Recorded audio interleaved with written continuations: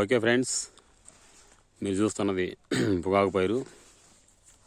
ఇది మోర్జింపాడు నరసింహారెడ్డిని. దీంట్లో wastage company granules గొలికలు అంటే వేరు వ్యవస్థని బాగా పటిష్టం చేయడానికి వన్ ఆఫ్ ద బెస్ట్ ఆప్షన్గా ఉపయోగించుకోవచ్చు. దాంతోడు ఉరక బెట్ట రాకుండా ఆక్వాజెల్ అనే ప్రోడక్ట్ని యూజ్ చేయడం జరిగింది. ఇవన్నీ కూడా దుక్కి టైంలోనే వేయటం జరిగింది. మరి ఒక్కొక్కటి వచ్చరికి చెట్టు దాదాపుగా 3.5 అడుగులు 4 అడుగుల వరకు హైట్ రావడం జరిగింది. మరి చాలా బెస్ట్ రిజల్ట్ అనేది దీంట్లో కనిపిస్తూ ఉంది. దీని పైరు వయసు 65 రోజులు ఈ రోజుకి.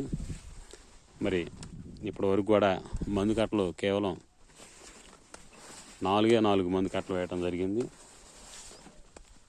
దిక్కులో అయితే గ్రాన్యూల్స్ ఆక్వాజెల్ వాడాం, కానీ మీకు మందు కట్టలు ఇప్పటి వరకు కూడా గ్రాన్యూల్స్ ఏం వాడలేదు. కేవలం 2.5 ఎకరాకి కేవలం 4 మందు కట్టలు యూజ్ చేయడం జరిగింది.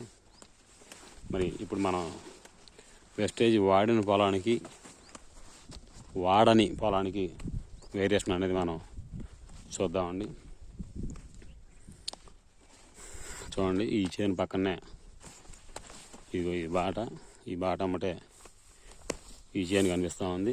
ఈ చేను వెస్టేజ్ ప్రోడక్ట్లు ఏమీ యూజ్ చేయలేదు.